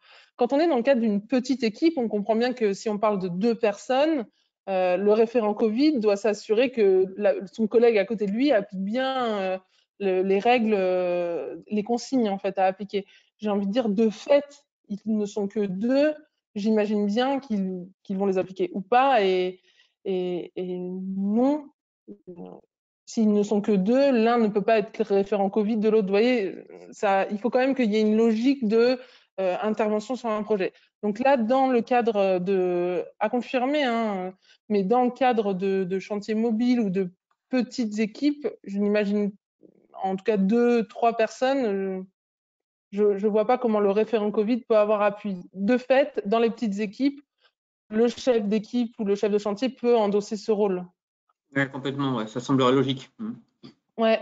Par contre, le référent Covid, vraiment, j'insiste, il faut qu'il soit en capacité de. Si c'est pour faire un référent Covid sur le papier, je peux vous assurer, ça ne marche pas.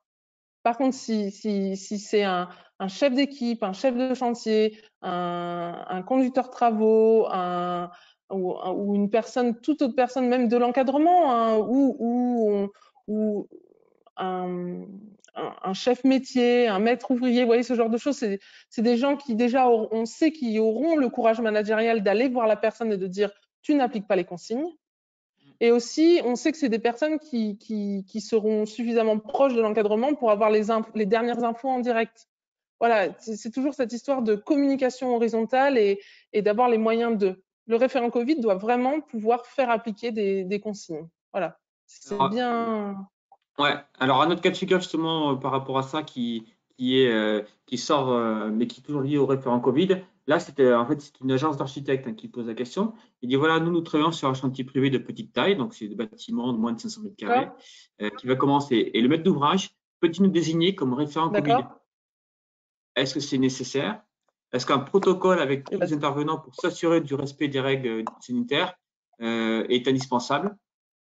Et pour finir, donc, voilà un commentaire. Le maître d'ouvrage est visiblement réticent à s'emparer des sujets organisationnels. 3 petits points. Donc, si on est sur un chantier, j'ai cru comprendre que c'était un petit chantier, il n'y avait pas forcément de Ouais, CSPS, c'est ça. On est dans le cadre d'un chantier à plan de prévention. Le plan de prévention doit également être mis à jour avec les mesures du Covid, hein. Quand on parle de PGC, on parle aussi de plan de prévention, hein. C'est évident que tout document sécurité qui cadre la sécurité de l'intervention dans son global, du projet dans son global, doit être mis à jour avec ces consignes.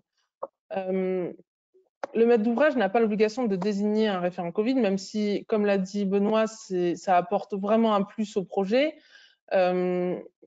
Désigner le maître d'œuvre, là j'ai envie de, moi-même étant maître d'œuvre, je pense qu'ils ne seront pas assurés pour cette mission, en fait, tout simplement. Ça reste une mission, hein. C'est un référent Covid pour le maître d'ouvrage, c'est une mission à part entière. oui, bah, Je vous entends derrière. pas. Ouais. Non, non, il y a une personne aussi là qui dit voilà, quel est l'intérêt, l'utilité d'avoir un référent Covid, maître d'ouvrage pour des petits chantiers qui font de 500 000 à 1 million d'euros. C'est pas forcément une question d'utilité, mais c'est une nécessité en fait.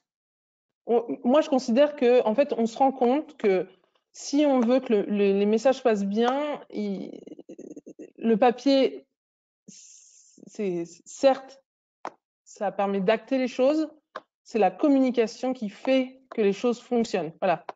Le papier cadre, la communication fait que ça fonctionne. Et du coup, quand le maître d'ouvrage vraiment prend un référent Covid sur peut-être des plus petites opérations, peut-être qu'il y passera moins, peut-être qu'on parle d'une mission à une demi-journée par semaine. Enfin, vous voyez ce que je veux dire? Tout peut se quantifier, mais ça reste quand même quelqu'un qui a cette mission, qui a bien les tenants et les aboutissants de sa mission et qui sait qu'il doit s'assurer que, en fait, c'est un peu le même rôle pour aller plus loin. Quand vous faites un chantier, le maître d'œuvre s'assure que ce qui a été indiqué dans le CCTP est bien réalisé sur le chantier, dans les règles de l'art et suivant la réglementation en vigueur. Le référent Covid, c'est la même chose. Il s'assure que ce qui a été identifié, désigné et noté dans le PGC est bien appliquée comme telle sur le chantier par les entreprises, qu'elles aient ou non mis à jour leur PPS-PS. Vous voyez ce que je veux dire? Pour répondre à notre question, on peut imaginer dire que que le coordinateur SPS soit aussi le référent Covid, du coup. Pardon? On peut imaginer, du coup, par esprit d'escalier, que le coordinateur SPS puisse être le fameux référent Covid. Eh ben, c'est ce que je vous disais au début. Voilà, c'est ça. Mais il y a d'autres questions là qui arrivent sur ce sujet, c'est pour ça que j'en profite du coup pour En fait, enfoncer le clou. le CSPS, référent Covid du maître d'ouvrage, eh ben, il y a le vrai débat. Oui ou non? Donc, j'ai envie de dire, posez la question à votre CSPS. Il vous dira si, déjà, un, son assureur le suit, et deux, s'il est en capacité de suivre la mission. Parce que si la personne en question a déjà sa mission de coordination de sécurité et d'autres missions à côté, si elle est déjà full en plan de charge, on comprend bien qu'on ne peut pas lui rajouter une mission supplémentaire. Il y a Benoît qui vient de me faire un message en me disant: tu as dit une bêtise, pas de plan de prévention sur les chantiers de BTP.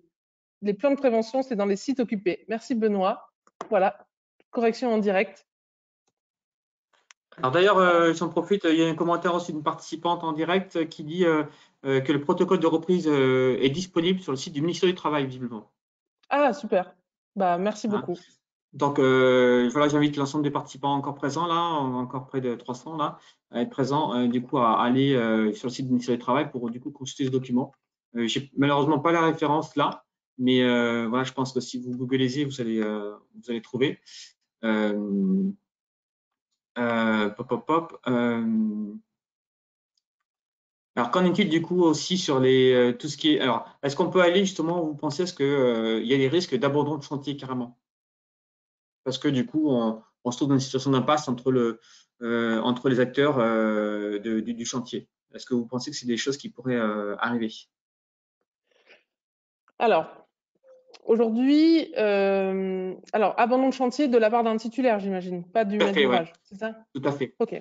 Pour plein de raisons, hein. Ça peut être des raisons aussi d'équipe, de ressources humaines, que sais-je, quoi. Oui, en fait, donc ce sujet, il a été évoqué dernièrement. Pourquoi? Parce que malheureusement, certaines entreprises sont actuellement en liquidation. C'est ça.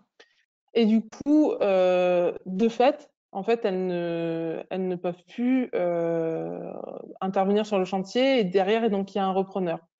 Je voudrais pas m'égarer. La question, clairement, c'était.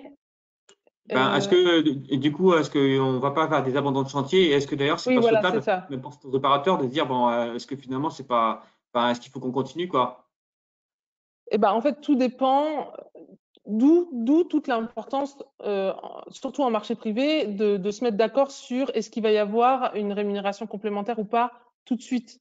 Parce que si le titulaire, le maître d'ouvrage lui fait miroiter une rémunération complémentaire qui n'arrivera pas, on peut s'imaginer que le titulaire en fin de projet se trouvera dans une situation financière très précaire, alimenté par un contexte national précaire.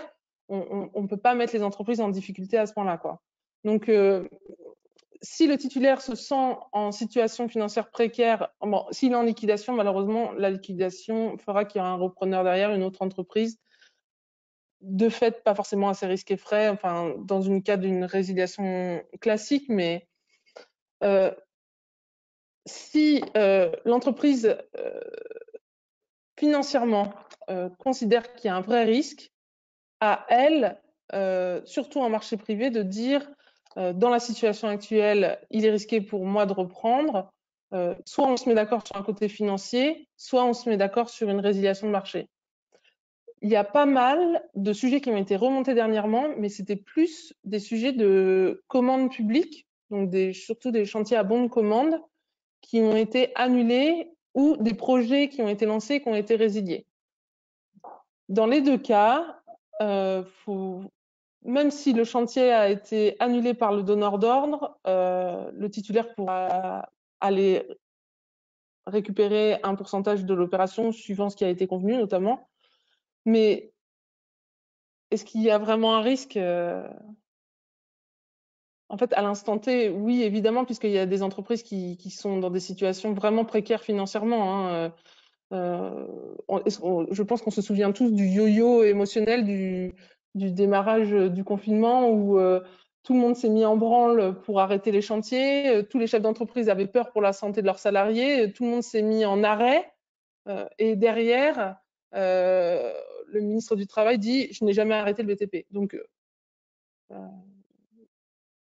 Donc, j'ai pas arrêté le BTP. Donc, toutes les entreprises n'ont pas le droit au chômage actif. Enfin, il y a eu un cafouillage général autour de tout ça. On va pas en débattre aujourd'hui, promis. Mais ça a quand même généré de la perte en ligne, des impacts financiers conséquents, des redémarrages qui du coup sont tardifs. Et aujourd'hui, toutes les entreprises sont demandeuses de redémarrer. Si l'entreprise ne redémarre pas, c'est qu'il y a une vraie inquiétude financière. Et là, le maître d'ouvrage ne peut pas faire fi de cette inquiétude et doit forcément dire oui, je suis en capacité de t'aider financièrement. Non, je ne suis pas en capacité de t'aider financièrement. Et là, il faut qu'on parle d'une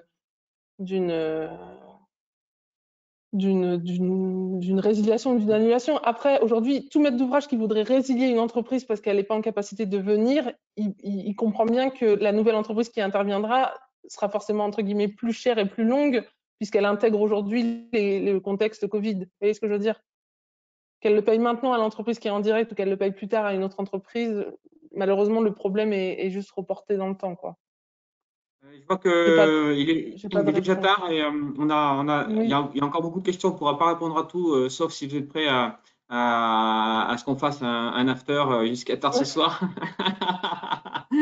Non, blague à part. Je vais encore prendre 2 questions, d'accord, à peu près. Et puis, d'accord. ça dépendra de la durée de votre réponse. Et puis, on va clore là, parce qu'il est déjà presque 18 heures.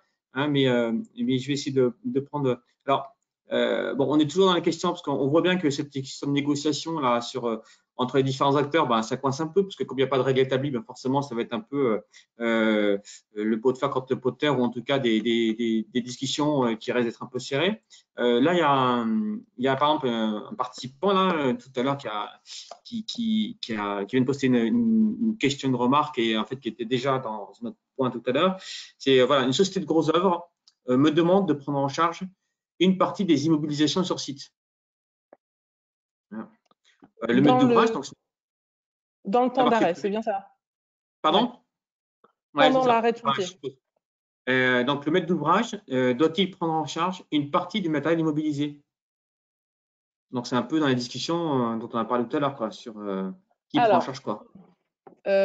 juste pour vous faire un petit... Donc, je vous rappelle que la durée d'arrêt de chantier liée aux exigences à la désignation des exigences du gouvernement ne peuvent pas de fait être imputables au maître d'ouvrage et on a dit que c'était une durée courte. Je ne sais pas de quoi on parle, d'une semaine, 2 semaines, bon voilà. Déjà, toute la phase d'arrêt ne peut pas être imputable au maître d'ouvrage de ce fait-là. Ensuite, dans le cadre, je sais que c'est une question qui concerne le marché privé, mais juste je réponds pour le cadre des marchés publics. Quand on parle IMO, stand-by, en marché public, c'est de la clem. Pour le rappel de tout le monde. Ouais. C'est de la réclamation, donc c'est traité en fin de chantier. Donc, le sujet du stand-by, des arrêts de chantier pour les marchés publics, c'est si les titulaires arrivent à traiter ce sujet dans le cadre du protocole de reprise, c'est d'autant mieux parce que sinon, ce sera forcément traité en clem, d'office, en réclamation, en fin de chantier. Dans le cadre du marché privé, comme il n'y a pas, entre guillemets, de possibilité de réclamation au projet de DGD, il faut en parler tout de suite. Est-ce que le maître d'ouvrage doit en prendre la totalité? Non, de fait. Moi, je pense que si c'est de l'IMO de matériel en location, il faut quand même se renseigner si les logeurs ont bien facturé au titulaire la location du matériel, puisque normalement, tout le monde a fait un effort, y compris les entreprises de location, pour soit baisser les montants, soit annuler certains montants, enfin ce genre de choses. Parce qu'en fait, pourquoi? Parce que un certain nombre d'entreprises ont dit le chantier s'arrête, venez chercher votre matériel, et le loueur dit je viens pas le chercher parce que je peux pas, mais je te le laisse et je te le facture pas. Bon. Peut-être qu'il faut se renseigner sur le matériel en location, est-ce qu'il a vraiment été payé à 100% ou pas? Ça, c'est le premier sujet. Deuxième sujet, le matériel en propre. Forcément, il reste un pourcentage à payer. Est-ce que le maître d'ouvrage doit en prendre une partie? C'est de la discussion. Sur toute la durée, ma réponse est non, en premier avis. Je pense qu'il faut quand même participer à l'effort de guerre parce que le matériel qui souvent est laissé sur chantier et toutes les semaines, il y avait forcément une équipe d'astreinte qui venait le faire tourner. Enfin, vous voyez, c'est pas, on laisse pas du matériel comme ça sur chantier, quoi. Si on laisse du matériel sur chantier, ça coûte de l'argent, d'astreinte, d'équipe qui vient toutes les semaines, de sécurisation du chantier, ce genre de choses. Donc, je pense que c'est dans la démarche globale de la sécurisation du chantier pendant l'arrêt. Et là, oui, la discussion peut se faire avec le maître d'ouvrage. Vous voyez, tout dépend comment on aborde les choses ou de quel point de vue on aborde la situation. Ouais. Je ne sais pas si j'ai répondu à la question. En tout cas, j'essaye de vous donner des… Ouais, c'est compliqué. Voilà, mais déjà, juste, il y a pas mal de retours de gens qui vous remercient déjà pour votre intervention, Ah, Caroline. Donc voilà, avec donc plaisir. il n'y a pas de cap-cap entre guillemets, puisqu'on est, on a coupé les sons de tout le monde, mais en tout cas, voilà, sachez qu'il y a beaucoup de remerciements pour votre présentation. Voilà. En tout cas, il y a beaucoup de gens qui ont travaillé derrière. On est vraiment nombreux à avoir monté cette présentation. Enfin, c'était vraiment, tout le monde y a mis du cœur parce que on sait que c'est un sujet qui touche tout le monde. Moi, la première, hein, sur mes chantiers. Donc, ouais. l'idée, c'était Alors, vraiment d'apporter des choses utiles, quoi. Alors, bon, j'ai envie de poser deux dernières questions. Une question qui traîne autour du référent Covid, d'accord? Ah, Parce alors que du du coup, coup, on est sur la question de la responsabilité, hein, et quelqu'un qui, en filigrane, dit finalement, en cas de désignation par la MOA d'un référent Covid sur chantier, est-ce que le MOA est-il dédouané pénalement en cas de souci? En gros, qui est responsable pénalement dès s'il y a un référent Covid et s'il y a un problème? alors attendez, je vais essayer. Ah non, j'ai pas accès.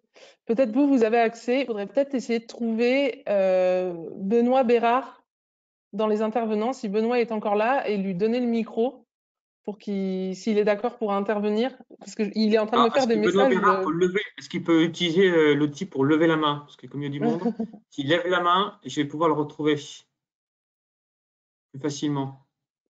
Ce qu'il me dit concernant le référent Covid du maître d'ouvrage, si cela peut être un avenant ou pas à la mission, la question a été posée à la DGT, Direction Générale du Travail, pour se positionner.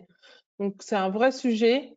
Je pense, à l'heure actuelle, les grandes instances doivent se positionner sur ça parce que justement, il y a des enjeux derrière de délégation. Ah oui, complètement. Bon. Euh, et puis, alors je sais qu'il y a une question plus haut, mais celle-là, je l'ai perdue. Je suis désolé parce qu'elle est vraiment beaucoup, beaucoup. Et c'était une par rapport au personnel. Par contre, sur Oui. voilà, est-ce qu'il faut prévoir une prise de température pour les personnels systématiquement au démarrage du chantier? Et quid du coup si les gens, ben, s'il y a des gens qui sont malades, voilà, qu'est-ce qu'il faut prévoir? Alors, ça, je vais vous faire un parallèle avec ce que moi je connais. Et après, je vous dirai, est-ce qu'on peut faire le parallèle avec le Covid? Vous savez, ou pas d'ailleurs, par rapport à l'alcool ou à la drogue sur les chantiers, donc à partir du moment où il y a une suspicion de quelqu'un qui est sous l'emprise de l'alcool ou de la drogue, on demande à cette personne de se soumettre ou non à un test d'alcoolémie ou à un test salivaire. Dans le cas du test salivaire pour la drogue, c'est très compliqué parce que certaines instances disent que l'employeur n'a pas le droit de pratiquer ce test salivaire puisque ce n'est pas un personnel médical, mais bon, il y a pas mal de sujets autour de tout ça. Prenons le cas de l'alcool. Je suis sur mon chantier, j'ai quelqu'un qui, je pense, est sous l'emprise de l'alcool. Je lui demande de faire le test de souffler dans le ballon. La personne refuse.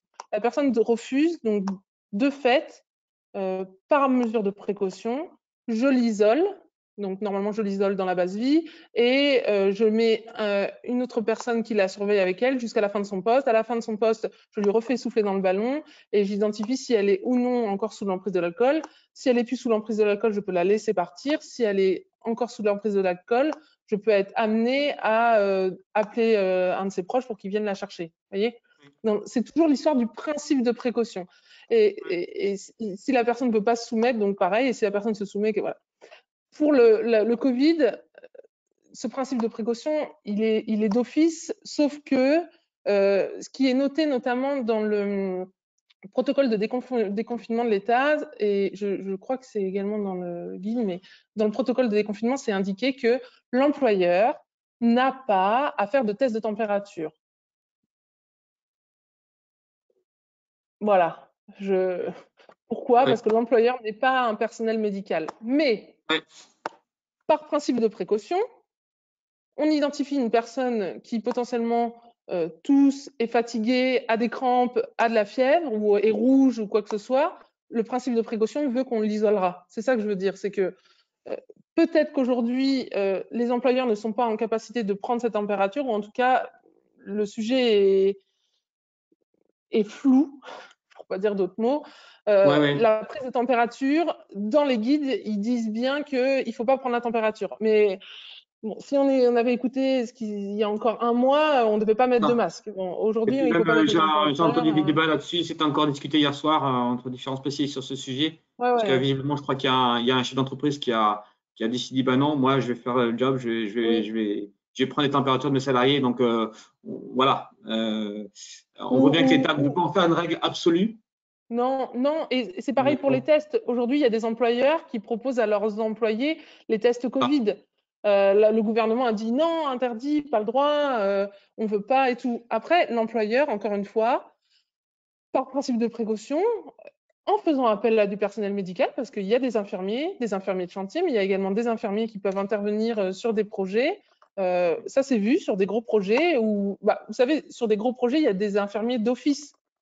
Donc, comme ce sont des personnels médicaux, ils peuvent pratiquer ce genre de test, que ce soit la prise de température et tout. Mais moi, j'ai envie de dire, comme pour l'alcool et pour les drogues, principe de précaution, quoi. À partir du moment où il y a le doute, on isole la personne. Très bien. Ça a apporté aussi problème. Je fais une petite aparté. C'est très compliqué aujourd'hui. Il faudrait presque reformer nos secouristes du travail. Vous voyez, tout ce contexte autour du principe de précaution, les interventions sanitaires, c'est aujourd'hui on dit aux secouristes du travail, quelqu'un fait un arrêt cardiaque, vous pouvez lui faire un massage cardiaque, mais vous ne pouvez pas approcher l'oreille pour écouter s'il respire, lui faire du bouche à bouche, ce genre de choses. Tout ça, tout le monde fait au mieux, c'est en cours, il faut rééduquer nos gens, il faut surtout communiquer. Je pense vraiment, c'est vraiment communiquer tout le monde, quoi. Pas de politique de l'autruche, on se dit les choses et on communique. Ouais, et juste du coup, un mot de la fin, on va s'arrêter là parce qu'il y a encore des questions et de toute façon, on n'y arrivera pas sauf aller au bout de la nuit. Mais, mais par contre, une proposition d'une personne, dire voilà, est-ce qu'éventuellement on sera en capacité, nous, de faire un retour d'expérience et de reproposer peut-être fin juin un autre webinaire de ce type-là pour dire ben voilà, un mois plus tard, so what, ou un mois et demi plus tard, qu'est-ce qui se passe? On verra. Restez attentifs à nos communications. Puis, avec plaisir, on verra bonne idée. Et voilà, J'ai peur qu'un mois et demi, ce soit un peu tôt. Hein. Peut-être qu'il nous faudra un peu plus de temps pour…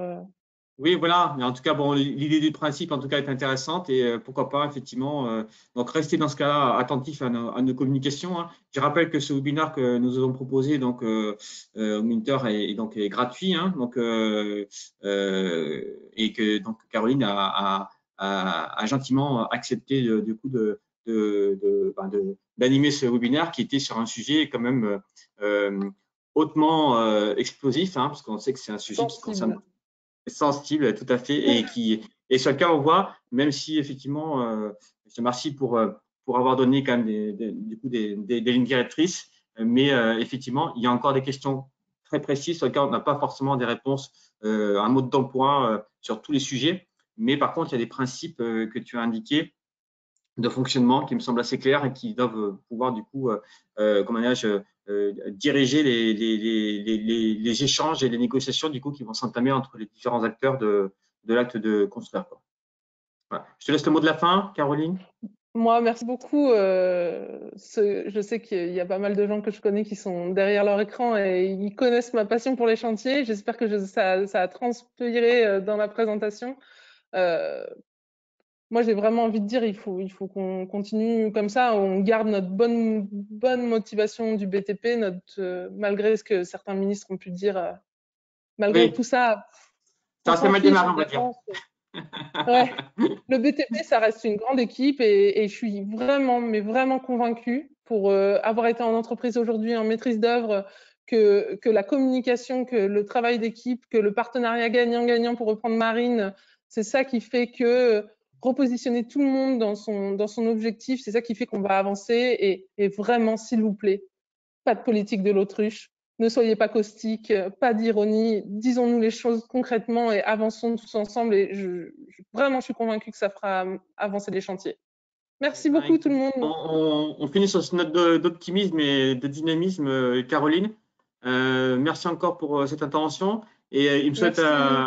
il me reste à vous souhaiter pardon, une bonne soirée à tous, hein, Bonne et puis une soirée. bonne reprise à tous, puisque du coup, certains d'entre vous peut-être ont déjà repris ou sont en phase de reprise. Et on vous souhaite tous un bon courage pour trouver des solutions pour avancer dans vos différents projets.